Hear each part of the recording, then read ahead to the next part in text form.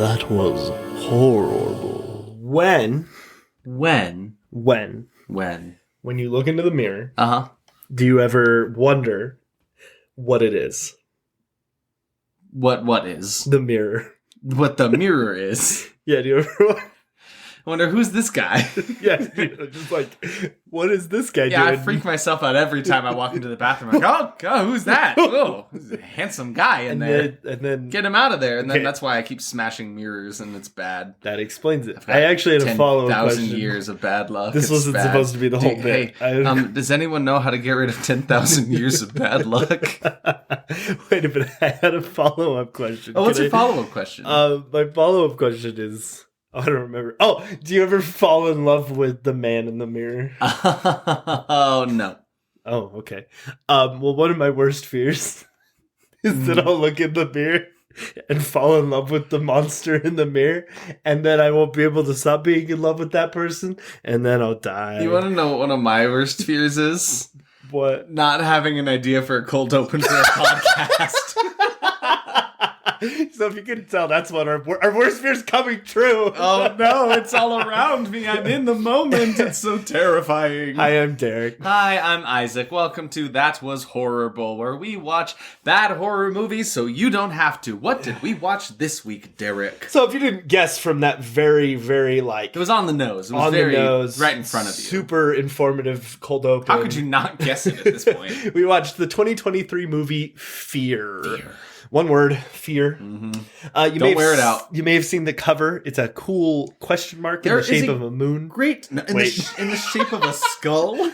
The period. Oh, you're right. The period is a moon. Why is the period in the shape of a moon? That doesn't ever come into play. Okay, I actually have a real question. Okay, what's the real question? We're already in the episode, so this can't be a cold open. Mm-hmm. Why? Is it a period? I don't know. On the bottom of a question mark? Will you Google that? I think so. Will you... This is Are you saying the question mark is like the shape itself, but you're wondering what the dot is at the bottom? Is like the dot a period? Question. We're becoming a very informative podcast now. Period. But yeah, we were definitely led to believe this movie would be a bit more better than it ended up being, just because the poster for it actually looks pretty cool. Like, whoever was the graphic designer for this deserves a raise and maybe to work on a better other movie, you know? Yeah, I agree. I'm still looking at the question mark. Have I not bought you enough time? No, you haven't bought me. The question mark said, no, that's not my question. Wait. Okay. Okay, maybe. So, all right. My biggest fear is not knowing if the period is a question mark. I made it tie in. I did it. Good. It worked out. Yeah, we're back. So, for those wondering, I can't find an answer. Look it up yourselves. The world may never know. Now that we're done with that bull crap, I do actually want to give a content advisory for this episode.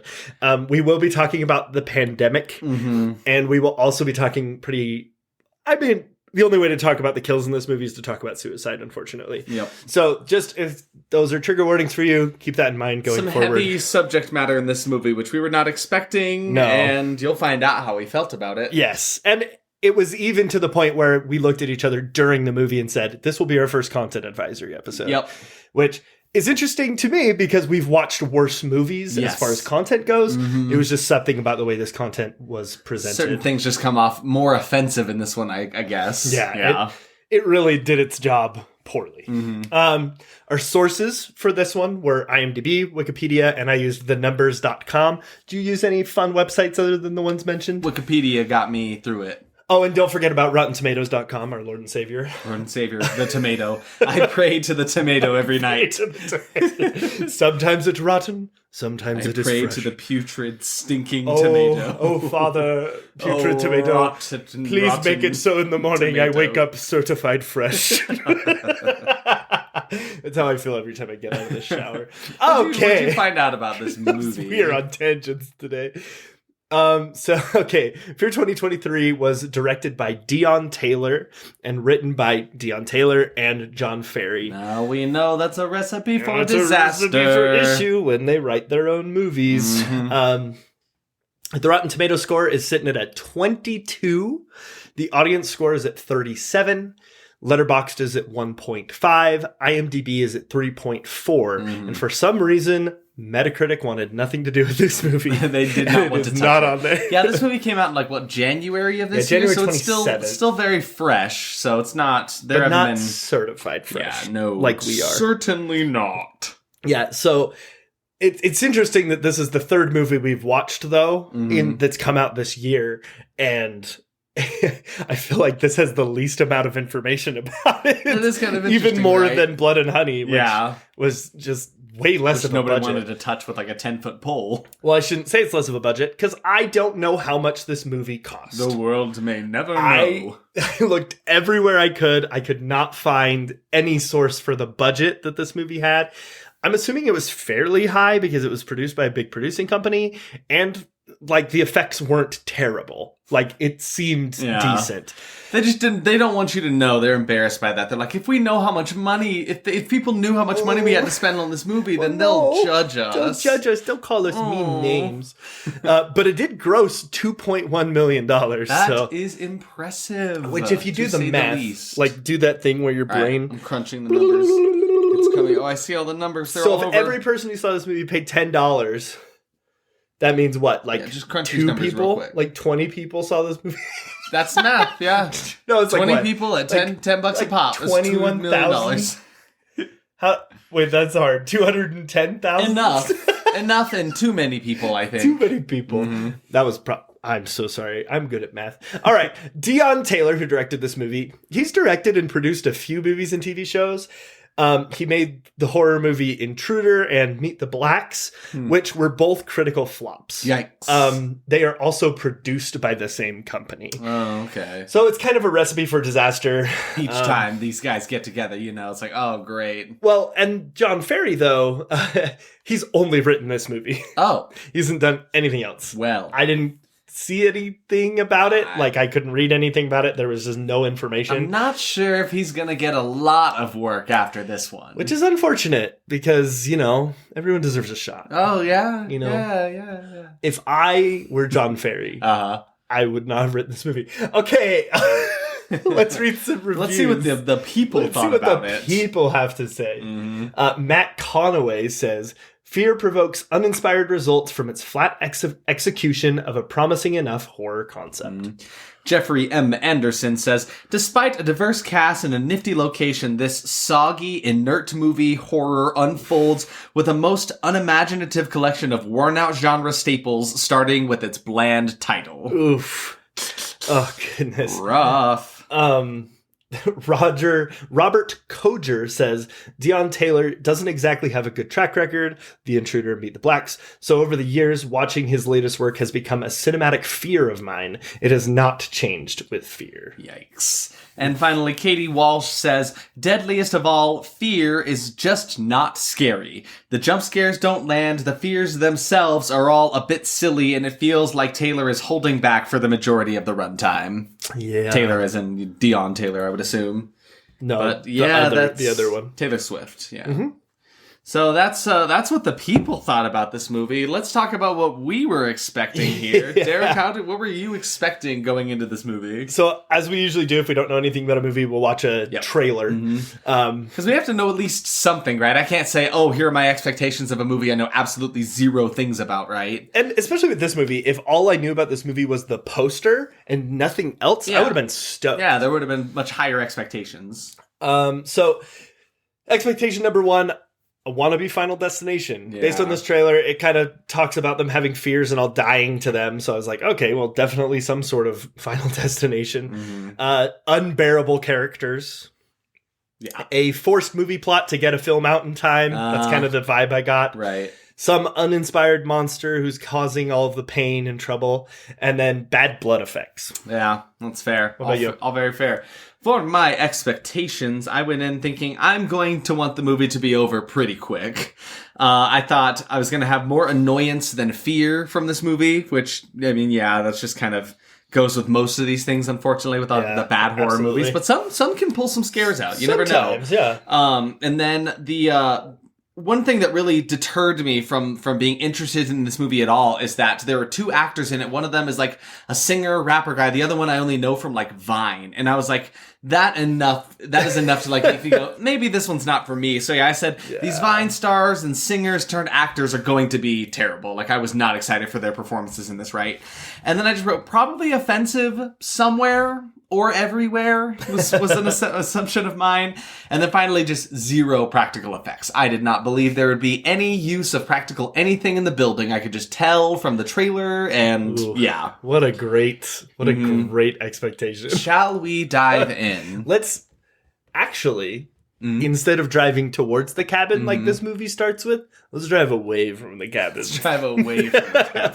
No, so this movie actually just starts with like a really terrible grainy shot of two guys interviewing, and one guy's interviewing the other guy about fear. He's a psychologist. He just wrote a book. Fear is a manifestation. Your lips to God's ears are all things that he was saying. Really stuff. So he's like a researcher, blah blah, and he's studying fear.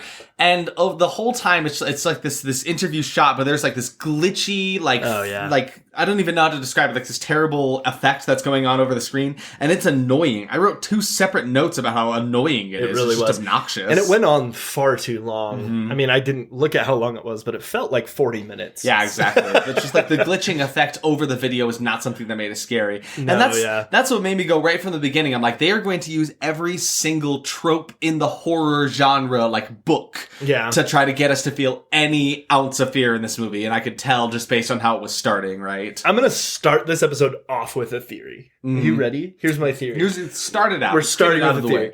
I think that Dion Taylor sat down at a computer and was like, my last 2 movies didn't work. What do I need? And he went to the computer, he types, bip, bop, bop, bop, wiki how to make a movie scary. And then he just copied and pasted every single scary trope. Yeah, it's like he went to like a wiki how. Yeah, exactly. Like, is there a wiki how on like how to make a scary movie? How to make a scary movie. And then it's like, oh, flickering screen. Are you doing it? He's doing it. Ladies and gentlemen, he is doing it. There's a wiki how for everything. There really is. How to make a horror film. Hold pictures. On. Okay, let's see. Preparing for a film. Let's film pre-production, come up with ideas based around a villain, blah, blah. Put together your equipment, filming your movie. None of this is telling me This is mostly just how to make a movie. This is literally just how to light your shots more than you think you need to. Set the blocking. No. Make your special effects with care. All right, so these are actually good tips. Could have done that. So new theory. He found a... This is hilarious to me. This is amazing. Great. There's like WikiHow pictures for this. This is great. This is incredible. Look, there's a scary... Use jump scares, but only sparingly. Okay, yeah, he didn't read this article. Clearly, do you know why he didn't read this article? There were like 800 jump scares. I'm going to read this article afterwards. Let's link this somewhere where you guys can find it too. We'll put that on the social media. This is great. So back to the movie.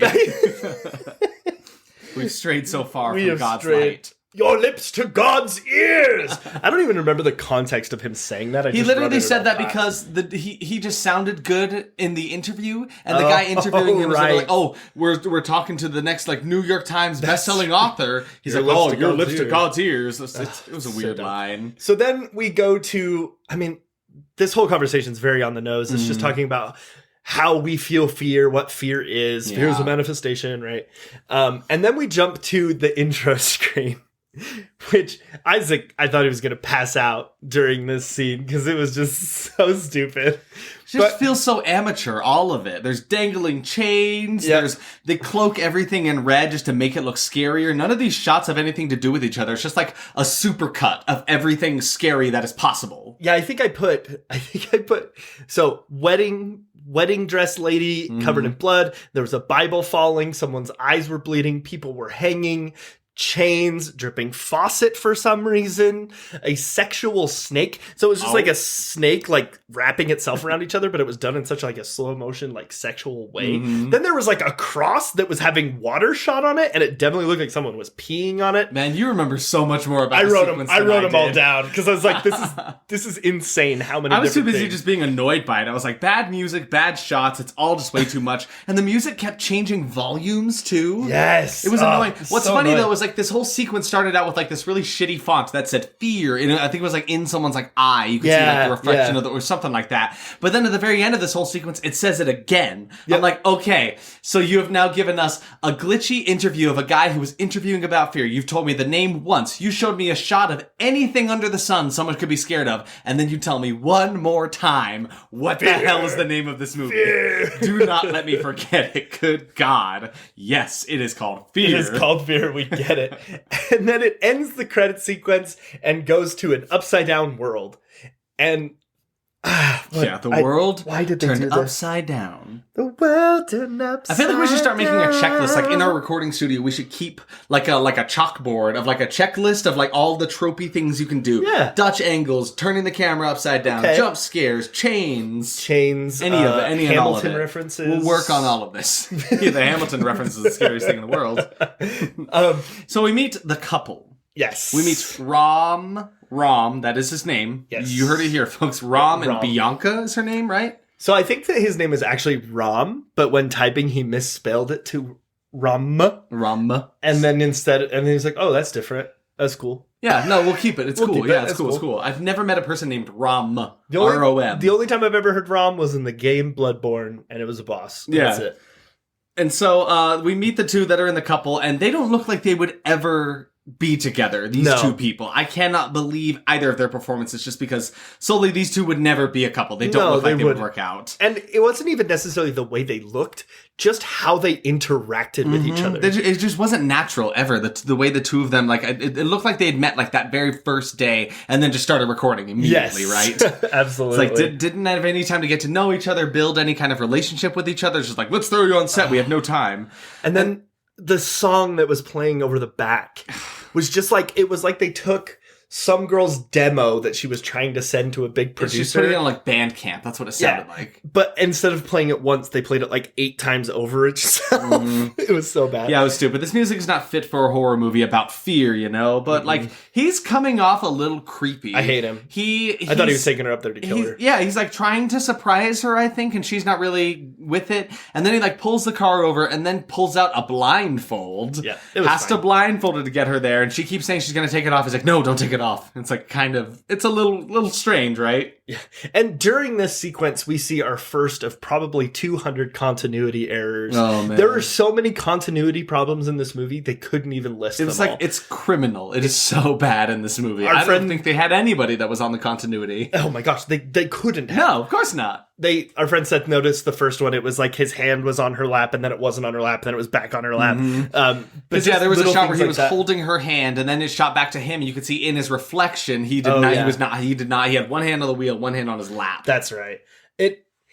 It became such a big thing that every time we saw continuity, it was like, oh, there's another one. Yeah, exactly. Because it's normally one of my favorite things to find. It's not fun like it was in Blood and Honey, right? Where you saw that whole mic pack sticking out, right? We were screaming at the TV. That was hilarious to me. But at this point, it's just lazy. They just like missed so much. And like, did you care at all? Did you pay much attention as the movie was going through? Like, I don't know. We also get our first taste of the fact that this is during the pandemic because she's scared to leave the car and there's masks. Oh, yeah. There's one like dangling from the rearview mirror kind of thing. So immediately I was like, I got worried. I'm like, I do not want to see such a topical horror movie about this kind of thing, right? I wrote, woman scared of pandemic. This sucks. Yeah. She also, she needs an inhaler, which is another issue with her breathing, right? There's a Chekhov's inhaler is what I called it there.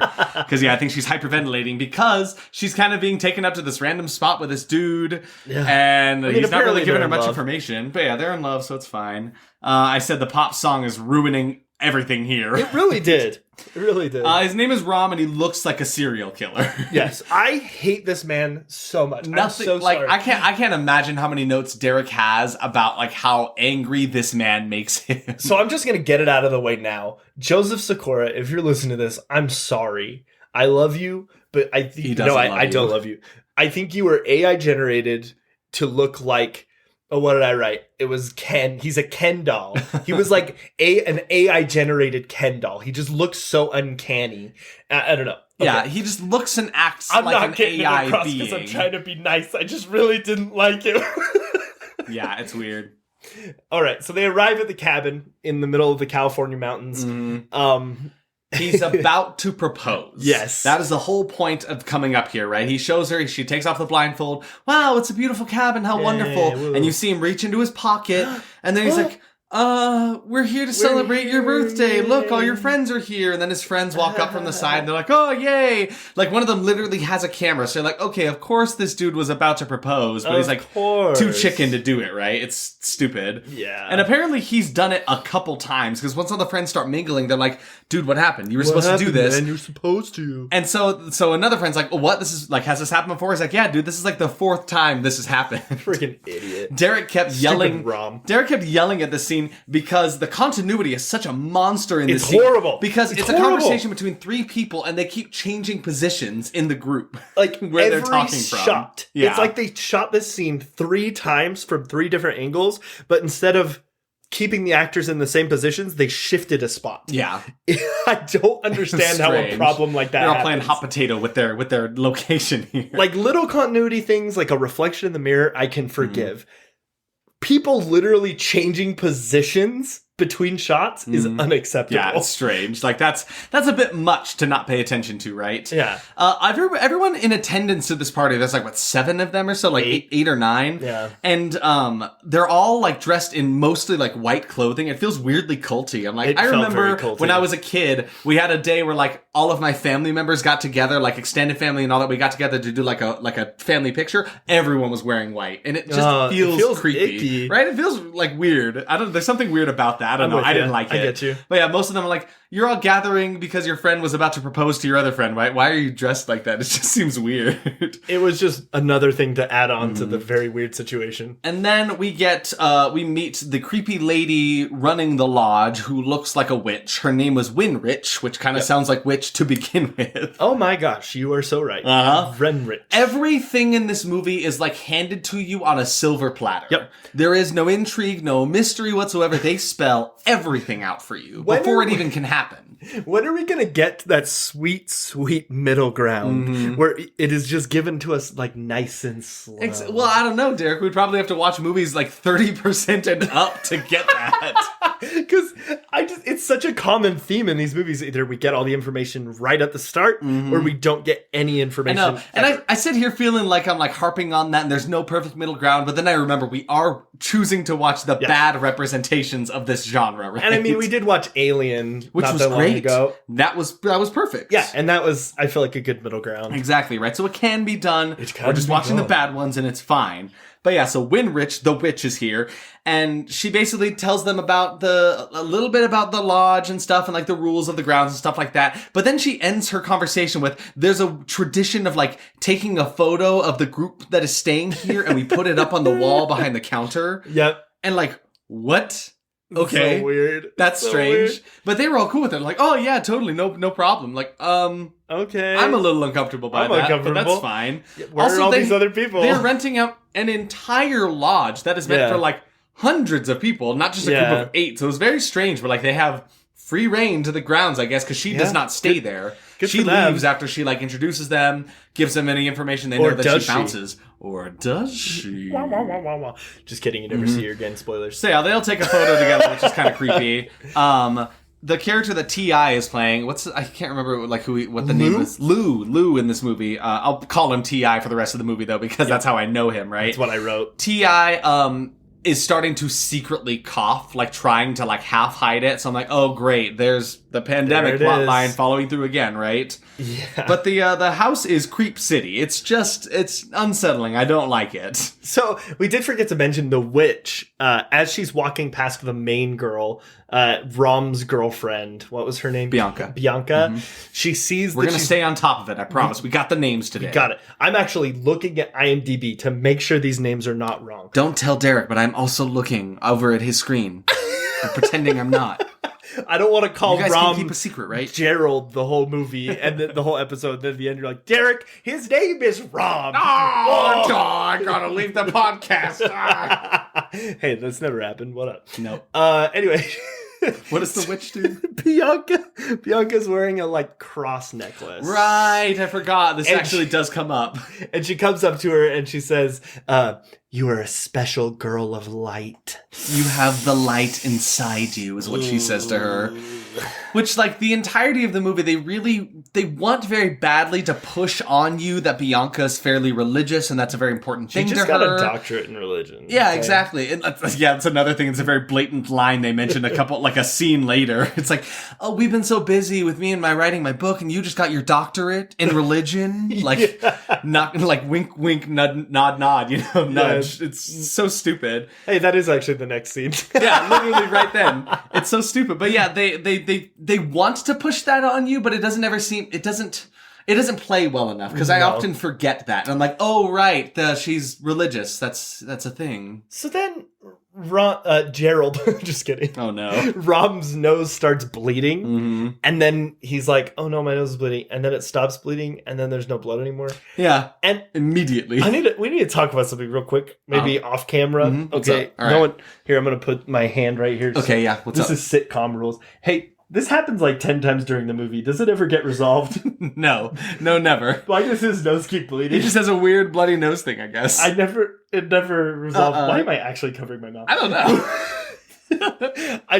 I realized while reading that note, I was like, hold on. His nose starts bleeding. It happens a couple times, but it never comes up why it's happening, or it's never like resolved. It's stupid. Do you think that was in the article that he read about scary tropes? Oh, maybe, yeah. That's it. Just add blood anywhere. Nosebleeds and ear bleeds, whatever you want. Maybe the world is your oyster. Maybe he found a BuzzFeed article of like people's top 50 fears in movies. I feel like he took the first like 6 he saw. He's like, oh, bloody noses. That's one of them. Witches in cabins. You think he's joking, but some of this actually does come up. Oh my god. But yeah, the dialogue between this couple is so awkward, and I literally wrote, for Derek's sake, he cannot not look like a serial killer to save his life. He just Rom, of course. Rom? Yeah. I have no issues with this. Rom, the AI killer, right? Derek loves Rom. I'm gonna make you a shirt that says "I love Rom," no, and it's gonna have a picture of his face on there, but it's gonna have like green Matrix eyes, like a cyborg. Joseph Sikора's gonna appear out of my basement and kill me. Anyway. So there's a guy that's with them I think he is also Rom's friend, but he's also his agent. I think his name is Michael. Is it his agent? I didn't make that connection. Because he's a book writer, right? So he that's his agent for that. He needs one. He was just like talking on the phone about a deal that was like falling through. That was going poorly, I guess. And it was super generic. And then he never talked about it again. No, so I never. just assumed it was like a dumb plot line. Yeah, they just But I really think you're wanted right. to... I think he's Rom's dad. He's Rom's agent. Would you want your dad to be your agent? Not at all. I would not trust my dad to be my agent. No. Love you, Pop.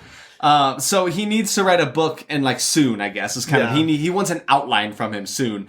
And I mentioned that like it ever matters. This never comes up again. Oh, it really doesn't. But like we hear the same story about the lodge and Wrenrich, the lady who owns the place, like 3 different times, explaining different ways about how like it was an old place and there were, I don't even know, what did they describe it? They just like keep telling you about the lodge, like. But here's the issue, that they keep telling the story slightly differently, too. Like, one person says it was 1800s. One person said it was, like, 60 years ago. Yeah. The only thing consistent is that it burnt down and they rebuilt it. They all have differing stories. Yeah, I think that is really the common thread there, is that it was burnt down and rebuilt. So I just chopped that up to writing. Honestly, it didn't seem like it was relevant at all. So then they gather at the fire pit, and then they're just sharing ghost stories. I guess Rom is like the obvious go-to guy to tell stories, right? Because he's a writer, and so because of that, he's telling a ghost story about like, I think just like old tales about the land, because he is here simultaneously. It doesn't really ever get into this very much, but it seems like he's here simultaneously to try to propose, and he failed to propose, but then also to get information about the book that he's writing. Well, I mean, it is her birthday too, so it was her birthday 3 weeks ago. Oh, right. That's a point that she brings up later. I remember her saying that one time. Yeah, because that was like, they have an argument later, and she's like, this doesn't make any sense. Why are we here? My birthday was 3 weeks ago, blah, blah, blah. So, yeah, he's telling the story about how on this land, miners came on, they killed the indigenous people who lived here, which is really horrible. And I was like, kind of terrible. They're all like, woo, ghost story. I'm like, no, this is just real. So this is terrible. But and then he starts telling this story about the witches from around here, and they're called Las Brujas. And I'm like, Las Brujas is just the witches in Spanish. Like, it's not a very great title there, not very deep. The depth of this movie is a centimeter. I've said this before about other movies. I think that's your catchphrase. Mm-hmm. But yeah, so they're all telling stories, and then in the middle of all of this, out of nowhere, one of the girls is just like, yeah, this year we've had to learn a lot about fears and being afraid and stuff. So what's your guys' fears? Let's all tell each other about our fears. I'm like, what? Where did this come from? Are you kidding me? Why are you saying this? So yeah, she's like, what will be really good is if we all share our fears with each other. That'll make us closer, right? So then nobody has anything, no objections. They're all like, oh yeah, cool, okay, cool. I'm fine with this. Let's all list our fears. So then they all start randomly sharing their fears. And so each one of them, person by person, has their own distinct fear, which of course we're like, oh gee, I hope they don't die because of this reason, right? I hope that doesn't come back around to bite them. Again, it's so on the nose. All of it. They just deliberately tell you exactly what they are afraid of. And guess what? That's how they're going to die. Yep. So you got, like, what is it? Losing control. Not breathing. Not being able to breathe. Which is the girl who has the inhaler, the asthma problems, right? Yeah. One of them has the fear of not being trusted. That's T.I., who has brought the sickness here, which is not good. Which is kind of ironic to begin with. Really, though. Blood is another one. Not providing for her son. Oh, I forgot. Yeah, I wrote that down, but I kind of forgot that was the case. But that reigns true later on. It's because in the next scene, this woman disappears from the movie. Exactly, to go take care of her son. There's drowning. Bath. She's scared of baths specifically. No, she loves baths. That's the thing. Remember, because they said she's afraid of swimming. She will take baths for hours. Is what they said. I think I wrote bath because it showed a clip of her in a bathtub or something. All right. Because they did mention it. Yeah. Then there's claustrophobia. There's one who's afraid of getting arrested, basically handcuffs and cops. And then the last one is Rom, who's like, oh, well, that's easy. I'm afraid of losing you, Bianca. I'm afraid of that. I'm scared of losing my girl. And one of his friends literally says that's such bullshit. Yeah. And just calls him out immediately. And I definitely wrote a note that was like, we're going to find out his real fear later. Yeah. There's no way that's Which would have been a better plot if, later on, when everyone's fears are coming to be and they end up being exactly what they said, maybe his was not actually that and you find out it's actually this, right? You're right. That didn't happen. That would have been great if it did, but it didn't happen. What if in the deleted scenes, there's a scene of him getting a bloody nose, and then he looks down and it's a picture of his absent father, and then he gets really... it's made out in the blood on his hand. It forms the face of his father, and he says, I'm disappointed in you. And it's You're a terrible writer. My greatest fear was being disappointed in my father. No! There's a point after this immediately where there's not quite a Dutch angle, and for some reason Derek called it a Lutch angle. I was like, what the hell? Sideways. Because he just says Lutch angle. I'm like, what the hell is that? What's a Lutch angle? Make it happen. It's a half You Dutch. hear that, Merriam-Webster? According to Derek, it's a half Dutch angle, a Lutch angle. Lutch Thank angles you very are much. real. Please make them a thing. So there's a weird moment where Michael, the agent, is walking in an endless loop. He's trying to walk to his little lodge room or whatever, and he can't get there. He just keeps walking around and seeing the same room, 112, 112. It was a D&D over puzzle. And over again. That's it. You know that D&D puzzle that you put in your campaign the last time we did it? And that D&D puzzle I put in my campaign 2 sessions ago? And the D&D puzzle that every D&D person puts in their campains ever? Because funny enough, if you Google D&D puzzles it's on the first thing that comes up, it's no the joke. first one that comes up. Honestly, though. He just walks in a circle and the hallway just keeps changing and changing. Yeah, exactly. Well, never changing. Lights kind of flicker. You things are starting to go a little bit bad. And then here's my thing. Yeah. He just gets out and it doesn't explain how. Yeah, he literally just goes back. He's like, all right, well, screw this then. And he kind of just chalks it up to being like, oh, whatever, the house is weird. My players would never get out of an encounter like that. No, never that easy. Mm-mm. Not my players. I'm a great DM. Mm-hmm. And so, at the beginning of this, the witch, Wrenrich, gave them a bottle of wine. Witch-rich? Witch-rich? Which witch? Which witch? Which witch? Rin- Which witch is which? Which rich is Wrenrich? Which rich is Wrenrich is rich? Which Wrenrich rich? If Wrenrich could Wrenrich rich, how many Wrenrich rich? If Wrenrich could Wrenrich rich, then Wrenrich would Wrenrich was rich. We've descended into madness. Wrenrich? No. I can't. I lost Derek. Derek, come back. Hold on, I'm cutting this in from later. Hey, this is Derek from the future. Derek's worst fear is actually being unable to say any word but Wrenrich. Wrenrich! Oh no, Derek! It's your worst fear, just like you told me that one time. So Wrenrich the witch gave them... I have no reason to believe she's a witch at this point. No. She just gives me those vibes. I mean, but it was so... Again, I get kind of obvious. It's on the nose? It's on the like witch's nose? Like the witch bump? No, it's That's like a stereotype. I'm Derek. sorry. She kind of did have a witch nose, though. I guess so, a little bit. She gave them alcohol. She gave them a bottle of wine right at the beginning. And so Michael was like, all right, guys, let's gather around. Let's have a drink of wine. And it's terrible. They all take a drink of it and they're all making stink faces and it's like, ugh, some of them spit it out and they're like, this is terrible. What the hell was that? And then that's never brought up again. It's never brought up again. No. You see the bottle later, but that's it. And that's the thing. So like they look at the bottle and like one of them, I think Michael goes to pour it out. It looks normal. I thought maybe it was going to be like, oh, it was actually blood and that's what they're drinking. He pours it out. It's just regular looking wine. Yeah, and he like pours it out into the fire and it definitely seems like something ominous is going to come of that. But it doesn't make any sense. I don't understand. Nothing happens. It's so strange to me. Stupid. I hated the fact that happened at all. I'm like, okay, she gave you a bad bottle of wine. And then what? Yes, and then, like nothing. Yeah, you're not playing into space with me. So then I thought we were going to be able to get around this movie and not delve into like the pandemic plot line, but it is pretty heavily thrust into you at this point because there's one guy. I actually don't remember his name. The friend that I don't remember. Let me search my brain and Russ. not IMDb. There it is. I see him. Russ. His name was Russ. I just don't think they ever called him my name very often. Russ comes up to Michael, the agent, and he's like, "Hey man, the TI is sick. We all see that, right? Like we can't keep pretending that that's not a thing, right?" And so for some reason the agent is kind of like the ringleader of this whole thing, so he's the one in charge of everybody. Which came out of nowhere. Yeah, so he's kind of like, because we kind of understand everybody that came up here, they had to get tested beforehand, right? So to make sure everything was safe. Yeah. Again, it's just a little too topical for my tastes. Me, I really hate when movies do that because I enjoy watching things like this to get away from the world that I exist in, same. right? We've talked about this a lot. I want to suspend my disbelief and step away from real current events right now. And so to have a movie like this thrust into you literally like on its doorstep still, it was too much for me. It's frustrating too because this movie was made in 2020. Yes. So this movie was made at the height of it all. Exactly. You'd imagine it's like, hey guys, like read the room. Nobody wants to hear about this right now. Exactly. Yeah. So it anyway, just felt like fear mongering. They were all supposed to get they were all supposed to get tested before they came in here, and he's like, I don't think he actually did. We never saw him actually get tested, right? Yeah. So then Michael has to go up to him, and it kind of is like, hey, buddy, not me, but just like a couple of guys have been talking, and they're like,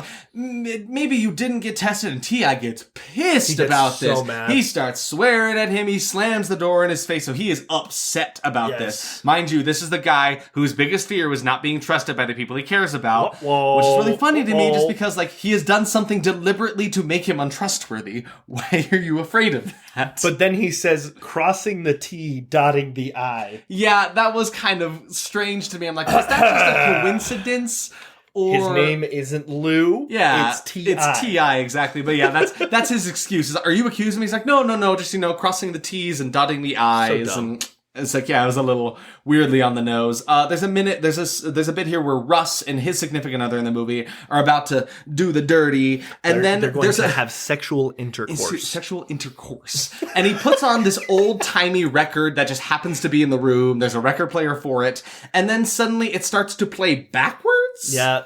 But how do they know that? I don't know. Because the music didn't sound. It didn't sound like it was going backwards. The girl just suddenly it's playing backwards, but over and over it just keeps saying double murder suicide over and over again. And very strange. I think that this was a callback to something that they were looking at on the TV or on the radio earlier. There are a couple moments where there are like news reports about things going on in the world and the pandemic going on and yada yada. Again, fear mongering. Yeah.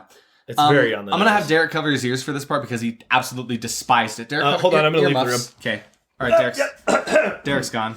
All right, so it's nighttime, so now it's time for the fears to come out. And hey, Derek, honey, I'm going to need you to be quiet a little bit, okay? I'm recording a podcast. Okay, no, just a little quiet. Okay.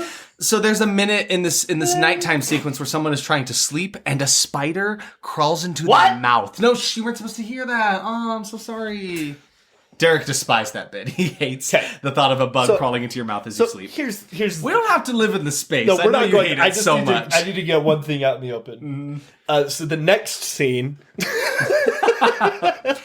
I just get overwhelmed by being bombarded by this try-hard movie. There are like 90 jump scares at this point. There's so much going on. There are so many jump scares that I was, one, not able to keep track, which I tried, and two, no one on the internet has any information for how many there were. Because they didn't bother. I don't think they ever bothered to finish this movie.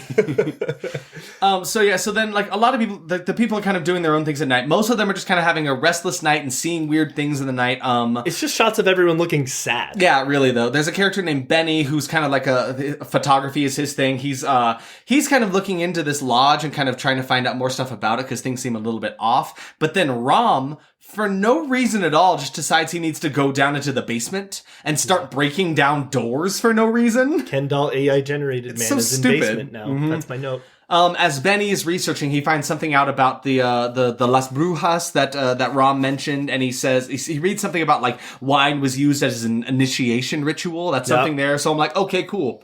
That's why wine existed. That's why they drank that. That was useless. Wine. Thank you for that. That was great. I'm glad. What's really funny to me, though, is that while he is researching this, he's researching more into the lodge and the people that were here. He's starting to look at pictures and stuff. His Wi-Fi suddenly goes away. And how they show it is they show the full, Wi-Fi symbol. And then from top to bottom, it starts to deplete and then go away. I'm like, that is not how Wi-Fi works. No, that's it. It's not like a battery. It doesn't deplete. It's so stupid. I think that this movie's spitting facts. Yeah, I hated it. It was so stupid. It was at this point that I was like, oh, maybe Wrenrich actually is a witch. We're not doing this bit again. I can't do this bit.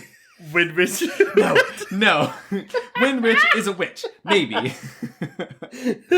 So while Rom is downstairs in the basement looking for things, he just says to himself, found it. And found what? I don't know. But what's funny to me about this is it just furthers our fan theory about him being a robot, because it seems like an AI generated thing. It's like, what would a person say when they find something that they were looking for? Found it. And that's all. Sorry, that was actually pretty discriminatory on robots. AIs robots. I would like to apologize to all the AIs that are listening to this right now. Please He's just trying to prevent the robot uprising. Dude, it's coming. There's also a moment in the nighttime when someone, I think it's the inhaler one, Bianca, she is coughing and she coughs up a little hairball. And as she pulls it out, there's a nest of spiders in it. That was pretty nasty. That was pretty bad. I was out the door at this point. Yeah. So it is at this point that I can basically tell you exactly everything that happens in this movie, just based on the research that they did themselves. And I'm like, how can I fear anything if they literally hand me the entire, what's going to happen to us? So, from right here, without them even telling me exactly, I'm like, okay, clearly, Wrenrich is a witch. She was a part of Las Brujas back in the past, and they had some kind of ritual thing that happens where, they call people here to this lodge and then either kill or just torture them with their own fears, and then you were the one who called, they feed their souls to something, is what you said. Yeah, because he, when he's looking at all these pictures, it's essentially giving this all to us. Yes, exactly. And he finds something about a portal that needs to be fed. And I was like, okay, well, that's obviously the souls. Exactly. He finds a Wiccan circle on the ground. It's so everything is there. So it's like, okay, you've set up everything. Now it just has to happen, I guess. I mean, at this point, we're just waiting for these people to die. Because we now know that they're going to die. Because Wrenrich needs to have all of these souls go into her portal so she can live forever. But she's gone. I feel like I would have had more fear had she hung around or done something. Because she literally is able to torture all these dudes from the comfort of wherever the hell she has to go, because she's never around in the lodge, at least not that we see. Drove away in some weird hearse-looking car. Yeah, it did kind of look like a hearse. Just, again, further drive the point. She is creepy. She drives a hearse. And then there was a big chest in the basement too. That looks just creepy, and there are enough establishing shots about it. They're like, okay, this chest is clearly important. Yeah, I thought it'd be a mimic. No one hit it with their sword, so we don't know that it wasn't. We'll never know, really. So the next day, they all wake up to news. There's a news report on the TV talking about this infectious disease is getting worse. There's multiple strains about it. Nobody's allowed to get out of their houses. And I despise this plotline so much. I don't want to dwell on it too much because it's just going to be here. It's a problem. But basically, what we've discovered at this point is this was basically their reasoning for having them be trapped in the house. Yep. Now suddenly they can't leave the house because a literal mist of sickness is outside now. That's what annoys me most about it too. It's not just like, oh, it's an airborne sickness and everyone wants to be careful about it. Like, that's fine. I can get behind that. It literally becomes a physical mist that you can see in the air.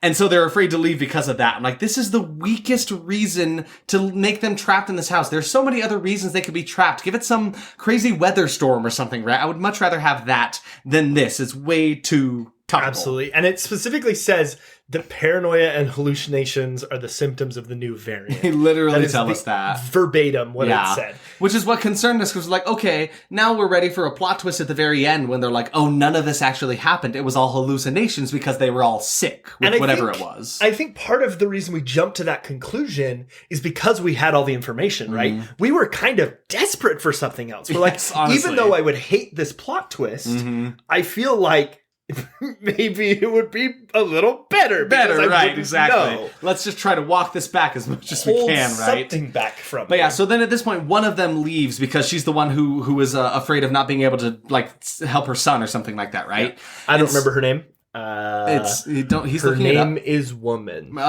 Yep. So she's leaving because her son is out there, right? She doesn't want to be trapped there, right? She's like, "There's room in the back of my car."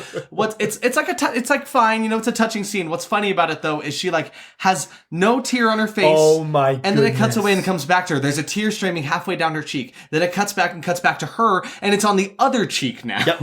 And then it cuts back, and then again, there are no tears this time. The continuity is just despicable. It's terrible. I hate it. I feel like, again, that's another thing that'd be very hard to mess up.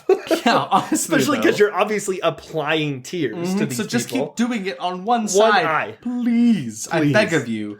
But yeah, so it's at this point, because of the pandemic and everyone not wanting to get sick and stuff, they start to kind of turn on each other because one of them starts to cough. I think it's Bianca with the inhaler. And they're like, no, it's her allergy. Or sorry, T.I. claims he's sick with allergies. That's what it is. Yeah. But then they're like, she has asthma. Don't get mad at her. And so like, there's like half a plot line about like them starting to not trust each other because some of them are kind of coughing and being sick. Again, it was weak. The reasoning behind it was stupid. It should have just been left without it. There are so many other things they could have done, right? Yes. So she goes off to the other room. Her girls follow her. Yeah, it's funny because her split up men and women, obviously. Her would-be fiance is literally like, oh no, she's sick with her asthma attack, right? Girls, take her away. I gotta go basement. Like, why would I gotta go basement? You were about to propose to this girl. Wouldn't you like help her out? Nope, maybe? gotta go basement. My name's Lou. My name's Rob. he develops like an obsession with the witches and the story behind it. He's like reading a book about it that he sets right next to the Holy Bible. And then you find out, oh yeah, that's right. He freaking did that. Then we find out she's pregnant. Yeah. Which I totally called at the beginning of this movie. Which is weird because I did not. I don't know where you got that, but you called it. You pulled it. Yeah. I just like saw them together and I was like, well, she's pregnant. He's going to propose. And it was just so obvious. Both ended up being true. And then I wrote, good Lord, I feel nothing about that. Nope. I feel unmoved, unchanged as a person because of this. I just lost a little respect for her because I think she sipped the wine. Oh, well, no, shouldn't do that. So Rom goes to check on T.I. from his room because he stayed in there. He's not down there with them. He's kept himself locked in his room. And he's clearly sick, but he claims it's just allergies. And it's weird because it seems like they're setting up this like villain origin story for T.I. because he starts talking to himself like, they don't trust me. My friends, they don't trust me. And I was like, oh right, this was his literal fear. Hey, why didn't we get a rap?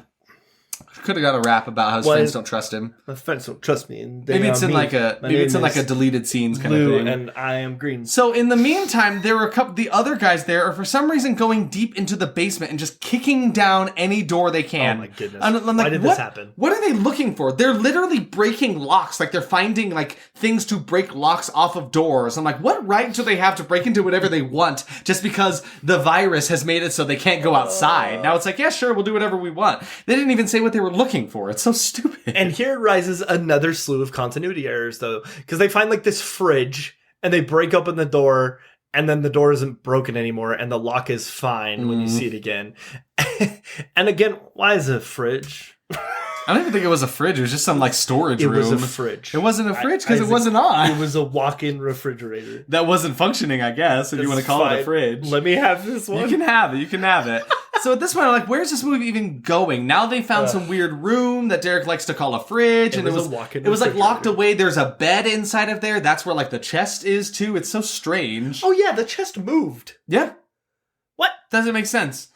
And there was one good moment. Derek and I both said, okay, that was all right. And it's a moment where there was a shot a while back that showed like this kind of creepy painting where there was like a woman walking down the street in the woods, or I guess a path, not a street, walking down this path in the woods with her daughter. Her daughter's looking forwards, but she's looking like scared into the woods, and there's nothing in the painting that's like in the woods there. Yeah. So now we come across the painting again, and this time there's like a hanging body in the woods that she's looking at that wasn't there before. It was icky. It was kind of spooky, and then she goes to touch it, and it yields like there's blood on it from her touch, not like what, because I thought it was like, oh, that was just recently painted in there, so the paint is wet. No, it's blood. And then she like looks at her hand, looks back to it, and then the body's gone. I'm like, okay, and the blood's gone too. That was a little spooky. I liked it. Uneasy. Yeah, which is, I think that these moments that would be lower moments in other movies are very much heightened because of everything else. Just because of it, yeah. So they're starting to accuse each other of having the sick, you know. One of them has got this like rashy looking thing coming up on her neck. And then that never really goes anywhere. They just, that literally goes nowhere. Weird plot line for them to just be angry with each other. I don't understand it. Then they find a bunch of bottles of the wine. And they look at them and they're like, oh, that looks weird. Can't really tell what that is. And then it cuts back to it, and the label is now CGI'd over the top of the bottle. Because they shine the flashlight over it. It's a normal bottle, but then coming back, CGI'd over it. And you could tell it was terrible. And I think that just replace the bottle in the shot, please. Because after the first initial shoot, testing audiences? Yeah, the testing audiences, they're like, we didn't get the bottle. Yeah, so exactly. Throw the woman's face on it with the label. Yeah. Here, it's very obvious now. Her face is on it. It's stupid. I 100% understand the bottle. So basically, half of the people here are like, we need to lock T.I. in this room that we just broke into against his will because he's clearly sick and we need to protect ourselves, right? Yeah. Meanwhile, Benny goes into the chest. He opens it, and there's like just a book wrapped up in there with like a lot number on it, which the number never really becomes important. 419. Oh, maybe it does. Oh, that comes up later. We'll talk about it later. But yeah, I'm like, oh shoot, he found a Necronomicon. It's stupid. But so yeah, they're going to attempt to put him in the basement, and like not really many people are against it. I think Benny's the only one that's like, hey, that sounds crazy. We shouldn't lock him away. But they're doing it anyway, and it seems like it's not even going to be worth it. Meanwhile, the writer Rom and Bianca are having a discussion or an argument because he's kind of like obsessively looking into this witch thing, and she just wants him to listen to her, and then she tells him she's pregnant, and then pretty much from then on, their relationship is fine. Yep, that's all they need. Everything's okay. I don't even think he tells her at one point that like he was going to propose. I think it doesn't ever come up. I think that she implanted in his AI generated code that he wants to be a dad. So then the AI shifted. I'm going to reach into my cyborg husband and tell him and reach into his paternal instincts modifier that I installed today. You are now paternal? So they lie to T.I., which is actually fairly clever of them because they walk up because they're like, he's like floors above the basement, right? He's not going to just come all the way down. How are they going to get in there? So they tell him that Rom was hurt because it has been established that Rom, T.I., and I think Lou have all been the friends since like they were little. Like they go way back. And so they come up to T.I. and they're like, hey man, Rom is hurt. Like, we need your help. Please come get him, right? All three of them are wearing bandanas around their necks, but not covering their mouths. I'm like, at this point, you think he has the big sick. Why are you not protecting yourself from it? Doing something about it. Yeah. And then it's not until they get him almost to the doorway and they're about to like attack him to get him into the door or into the room they're going to lock him into, then they put on the bandanas. And I wrote, what a tensely boring sequence of them attacking him and trying to get him into the room. He picks up a screwdriver and stabs one of them. He stabs Russ, I think. Yeah, right in the arm. And of course he starts bleeding, and it's the one that was afraid of blood. So of course he's the one that's going to start bleeding. Of course. So after this happens, we basically go into a speedrunning segment of everyone in the movie dying. Like, we should have checked the time, but there had to have been like 20 minutes left of the movie. And they're like, oh crap, we've made it this far in the script. We now need to kill everybody off. Yeah, exactly.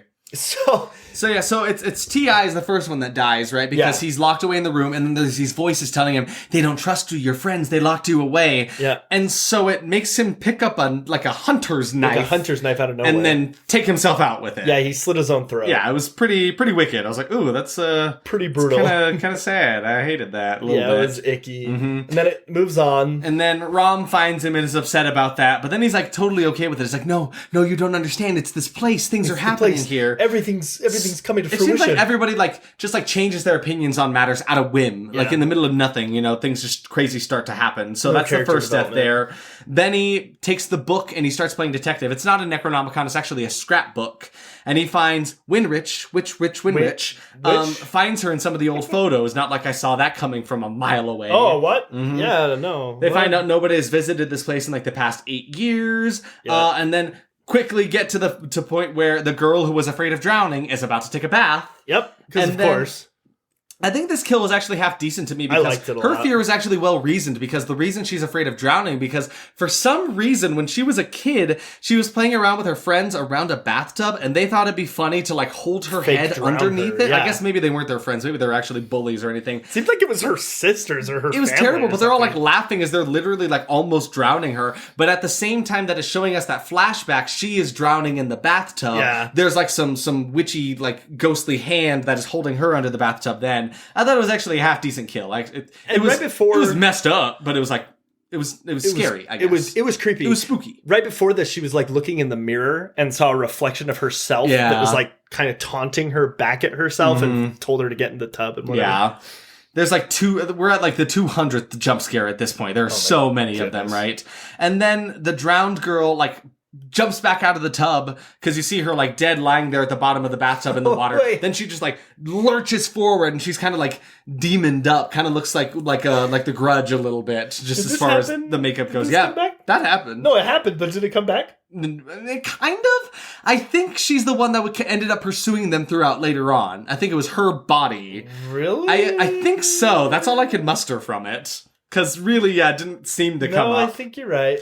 Bloodman is bleeding out.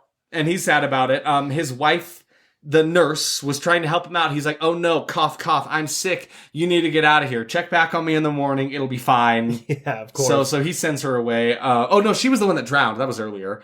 Right, yeah. The claustrophobic effects aren't bad. The man who was afraid of claustrophobia, he was walking down a hallway and you could see it getting smaller around him. Yeah. What's funny though is he starts being like, oh no, it's getting smaller. What's funny to me though is I'm like, claustrophobia is not looking at a small space and being afraid of it. It is being trapped in one, right? And it wasn't the hallway it wasn't the point he was in the hallway. It was in front of him. Yeah, I understand why he was afraid of it. And it's a believable fear. I think we all get a little claustrophobic sometimes. It was just kind of funny. It was a stupid reaction. So he walks into the room where the blood man, the man who's afraid of blood, is just bleeding out. Man. And he's paralyzed, staring up at the ceiling. And there's just writhing mass of locusts up on the ceiling, swarming around a body. I forgot about that. Which is basically the bad guy in this, I assume. The witch of the movie, I guess you could call it. But wouldn't that be the girl who just drowned? I don't know. Technically? That's what I'm trying to say. I think it is using... The spirit is in her body, but it's got this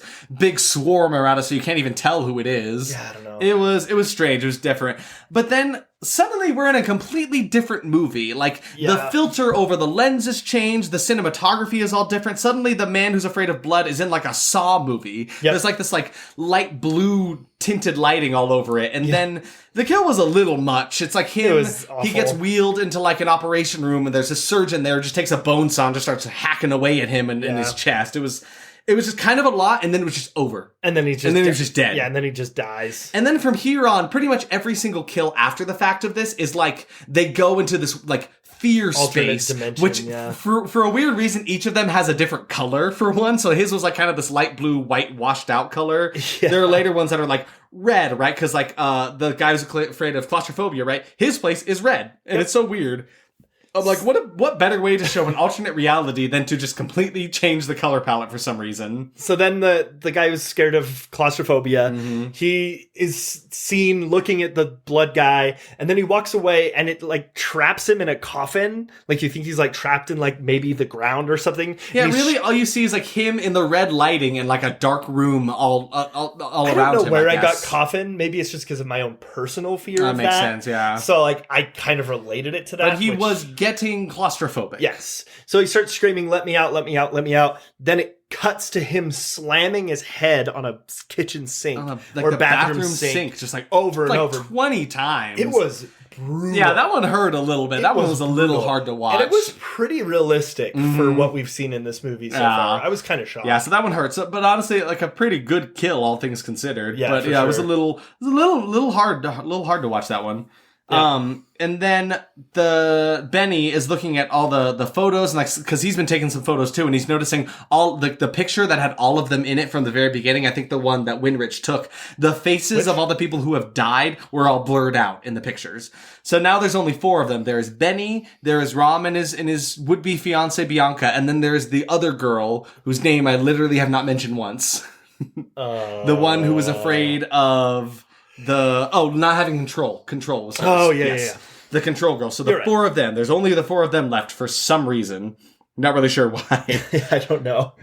So then he notices that on that painting that looked creepy, there was like a number and words on it. And then of course, for some reason, in every single horror movie, there is one person that for some reason knows Latin, and it is the girl who's super religious. Bianca happens to know this, and so she knows that it's 419. It's a Bible verse, right? Yeah. Which is where that number came from when he found the Necronomicon, as I thought. Which is why I think it's one of 2 reasons they made her a religious person, because her whole personality isn't this. But then, like, there's 2 plot points that are like, we need to have her be a doctorate in religion. Yes. It just sucks because like I wish they would like just like keep a consistent thread of that throughout, not just like make her skills useful for one moment and be like, oh, okay, that's why that's important, exactly. Right? So yeah, then suddenly like the Ram, he's telling them, oh yeah, no, I know this place is a portal for evil. For some reason he knows that. He just knows. Each place has like this gatekeeper that feeds the portal souls. So like Derek called that like 30 minutes into the movie. Which I don't feel like was even really calling it. I think it was just something that was obvious.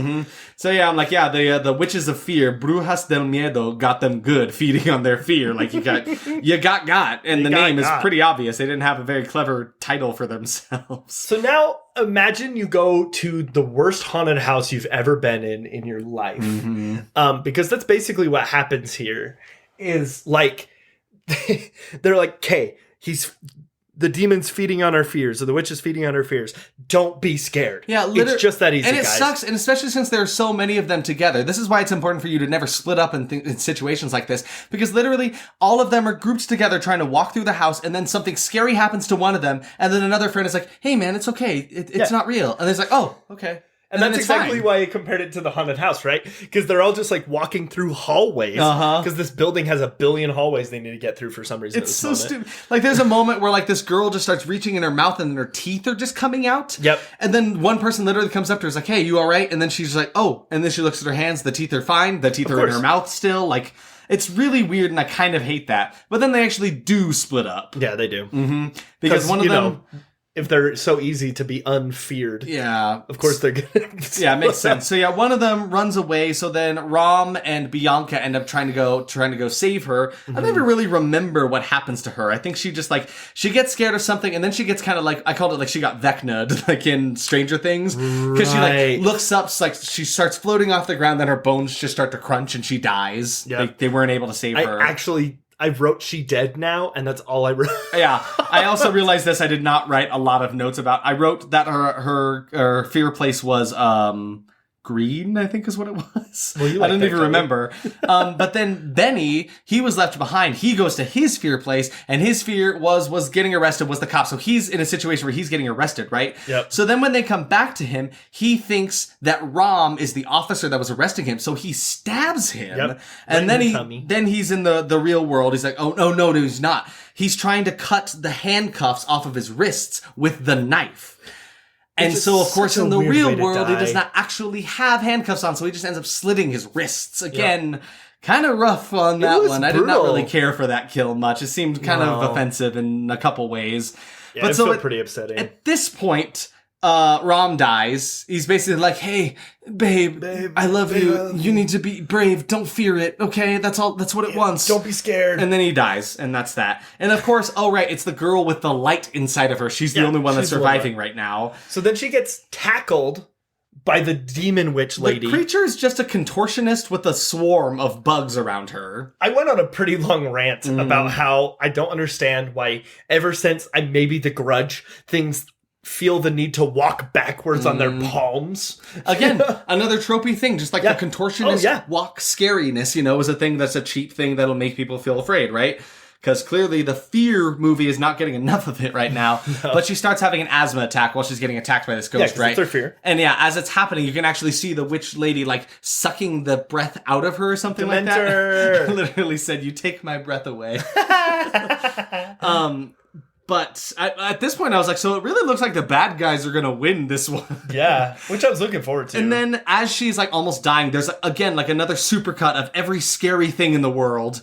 And then in the midst of it all, she's having this asthma attack. She just starts reciting the scriptures to her. The one that he found, the 419 or whatever it is. I didn't even write it down. And then, I didn't write it down either. But then it's just, things are okay. The witch starts backing off of her. Yep. I'm like, nothing beats an asthma attack like God.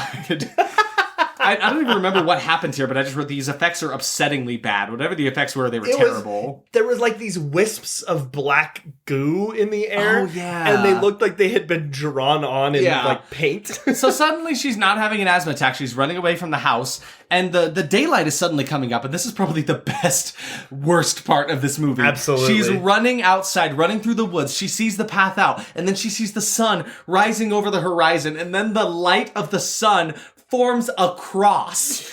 Suddenly, the sunlight is literally in the shape of a fucking cross. It was mind-boggling. And we usually watch these things with subtitles. So the scene started with saying haunting choral music, and then it just transitioned to like this choir choral music. Yeah, it was like gospel church choir music. It was beautiful. I'm like, since when is this suddenly a movie about having faith in Christ all of a sudden? Because then she's just out. Yeah. She's in the real world. She's fine. And it seems like this cabin, as far as I was aware, was pretty far from society. Yeah. She didn't run very far, and suddenly she's in like the middle of this town. There are people walking around and looking at her kind of funny. And no one's like wearing masks or anything. It felt very on the nose. Yeah, exactly. So then she gets a bunch of text messages, which is funny because instead of like her looking at her phone, the text bubbles like an iMessage start just like appearing all over the screen, And it's from the friend who went to go protect her son. And it's just like, oh, I made it okay. Are you okay? Send me a message. Hey, the pandemic isn't even real. It was totally a hoax, blah, blah. Oh my and it was goodness. So stupid. So yeah, apparently the Fear place gave them a fake like news report to like keep them in the house or something like that, right? Again, it was very upsetting. Just so weak. So yeah, then it's basically like,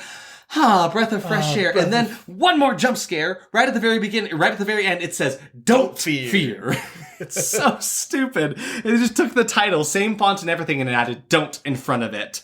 So, and then like a little bit into the credits, it jumps back to the house and it's like news reports. It's like mass suicide happened at this house. Yeah, exactly. Like, terrible things happened. The police are investigating. And then a shot that was in the trailer and hadn't been in the movie the entire time happens where the witch lady appears in the window of the house. You know what's really funny is that shot was different in the trailer because at first in the trailer it showed her standing there and then another person walking up next to her. Oh, what the heck? But in this one it only showed that second one. The girl walking in there was just one witch. It was so stupid. But then it shows us that the evil went back into the crate. The contortionist girl goes back into that little box and it's over. It's just... Hey, I have a theory. What's your theory? This movie sucked. I agree with that. I'm with that.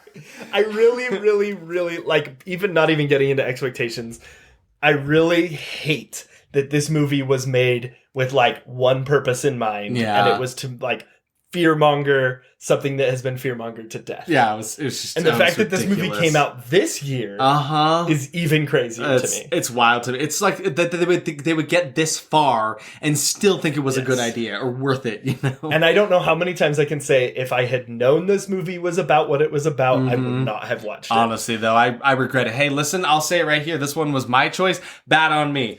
But I will say, what I will say is this. It had a cool looking poster, and that was pretty much all that I had to go off of. No, the poster looked great, and I still really like the poster. So tell me about where your expectations ended up. Okay, so yeah.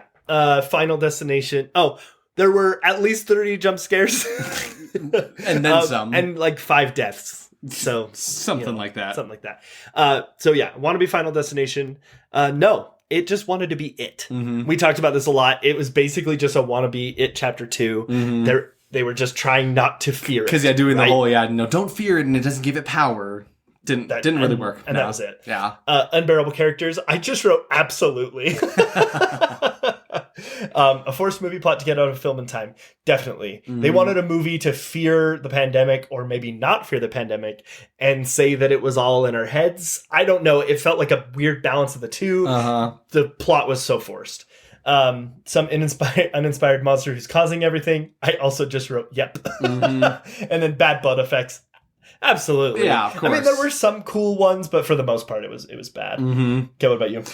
For me, my expectation results. First, I said I'm going to want this movie to be over pretty quick.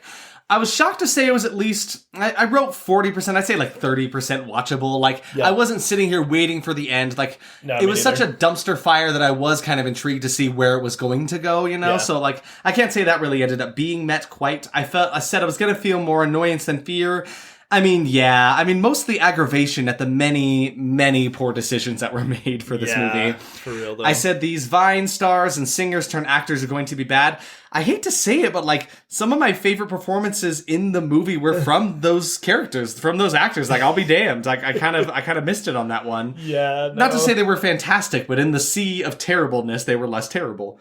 And then I said probably offensive somewhere or everywhere. I mean, kind of like everywhere throughout the movie. That's going to be a yes from me. This expectation was well met. Absolutely. Yeah. And then I wrote 0 practical effects. And I mean, I was pretty much right. The only practical anything we saw was like the blood when someone got stabbed, and then like the kind of meh makeup job on the witch locust swarm thing. Cause she had like these kind of like witchy looking hands and these like lesions in it. And that was basically all you got. So like, I thought that was CGI. I still feel like the 0 practical effects pretty much reigns true. Yeah, you were right. There were some surprises in it, though. I've never said this name out loud. My friend Seth claims it is King Batch, but it looks like Bach. So either King Batch or King Bach. I only ever knew him through like Vine. Apparently he's like an internet personality, you know, so I'll say that's what he is, right? Andrew Batchelor? Oh, so it must be Batch then. Okay, that makes sense then.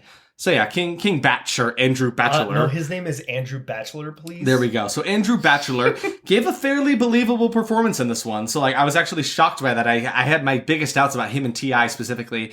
And T.I. didn't get a ton of screen time really because he was sick and locked away for most of it. And his character as a whole was fairly unlikable, so it's hard for me to judge his performance there. But like I was actually shocked to be okay with them because they were what deterred me from the beginning. It actually shocked me. I mean, and I'm looking at Andrew Bach's IMDb page. He's actually done a lot. Decent amount of acting. It looks like Vine just put him on the map. Must be the case because he's actually getting a lot of work. And yeah, I only hope said that because like stop. I looked him up and it didn't say actor. It said like internet personality or something like that. So that's why I assumed. But yeah, good on you. You good on him. You pulled through in this movie. Keep it up, man. Like he was in a couple episodes of Walking Dead. Like he's so another surprise for me was the movie would very, very randomly and very seldomly pull through with an almost cool scene of spookiness. We mentioned a few of them, right? So close. Be it like an effect or an acting moment or good timing. Some things actually worked, but it wasn't nearly enough to make me call this a good horror movie, unfortunately. But those were some surprising moments. And then I was just really surprised at the hard turn there at the very end that made the entire thing a completely different movie in the span of like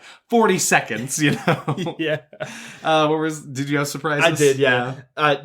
Honestly, it was basically the same surprises as you. Yeah. Like, not all the actors were bad. I was really surprised about that. Even as much as I hated Rom, he wasn't the worst actor I've ever seen. Yeah. He just wasn't given much to work with, and his stupid AI-generated face bothered me. Terrifying. And then, some really cool... not some really cool kills. I really liked the bathtub kill. I thought it was very cool. And then, my last one is not a good surprise, but that it was all about the pandemic. Yeah, exactly. I forgot to write a surprise about that cross at the end, though. Oh my That was Lord. very much like the end of Children of the Corn 2023 for Yes. me, where it just like came out of nowhere just took and such was a so wild bonkers. left turn. I'm like, what on earth? So what's your verdict? What would you call this, huh?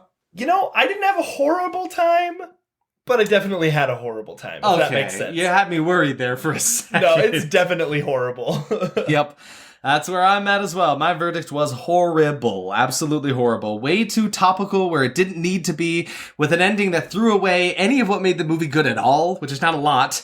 And it played its hand within the first 20 minutes, so there wasn't much that happened that I wasn't expecting, right? Absolutely. And I feel like a lot of fear comes from the unknown and the uncertainty and mystery, and this just had none of that whatsoever. Yeah. Who's that at the door? What do you mean, who's at the door? It is me! Count Trivia! It's me, Count Trivia. Hello. I am here with my with my men. I have found 2 pieces of trivia here. Here you have it. Here are my trivia. Thank you, Count Trivia. I have 2 bits of trivia. And then he tells me he wasn't even able to find them. He had to dig for these ones. It's so hard to find the trivia. Was he looking in a basement? The well was very dry. You know, it's like a blood bank after I've been there. Ooh. So the film was original. Come on, we're so close, Derek. Funny. It's so stupid. Isaac's been trying to figure out how to do Count Trivia all week. You don't understand the pressure when he walks into your life and you have to let him on the podcast now. Wait, oh my gosh, he's in the ceiling. Okay, what's the trivia? I'm being compelled. He's compelling me to tell this trivia. The film was originally titled Don't Fear. So they found a way to put it in at the very end for some reason. Here's my theory. Oh no, one more. Forgot to edit it out. They finished the movie and were like, I'm sure it'll be fine. Nobody will really. Just a good reminder, don't fear. Or maybe having a 2-word title was too expensive. Honestly. Like, as far as the merchandising and stuff go, they only had enough money in the budget for one word. And then Count Trivia's second piece of trivia he's given me, it just says, this film was shot in Kybers, California over the span of 17 days. Oof. During the pandemic, of course. Dang. 17 days it took them to film this thing. It shows. No trivia on how, one of the main actors was actually an AI-generated... Count Trivia, you're letting me down this time. Not in this one. Hey, everybody's a critic. Oh, there he goes. So, Derek, it was your turn to pick. Your turn to pick the next movie. What have we in store for next week? You know what we have in store? So, I looked at Isaac and I was like... Please, something that Count Trivia will have a lot to talk about. I hope he does. I mean, it's a 20-year-old movie, so you probably get a lot. It better be. So, I looked at Isaac and I was like, you know what we haven't watched? It's a ghost movie. And I agreed with him for like 6 seconds before I said, now hold on. Hold on. So we decided we were going to watch Ghost Ship. Yes. Because from 2002. My good friend Trevor recommended this one to us, so we're going to watch this one. And I know very little about this movie. I'm actually kind of sad it has such sad reviews because I know the very opening sequence kicks ass. Yeah, I'm excited to see it. It's a cool introduction, so yeah, I'm excited. There. But yeah, we both looked at each other like, oh wait, Ghost Shark. Which is like 3 letters away from Ghost Ship. Count Trivia is like vibrating in the background. I think there's a decent amount of trivia that we can find for this one. Because that is why we do this. We do this for the trivia. We do this for the vampires in your life. Uh-oh. So find the vampire in your life and share this podcast with them. You know, share with any of your friends, vampires or not. We have an Instagram now, which is great. Yeah. You can go follow that as well. No.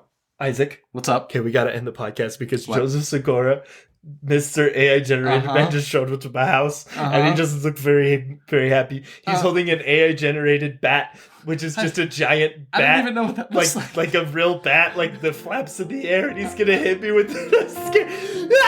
Oh no, Derek! All right, goodbye. Goodbye.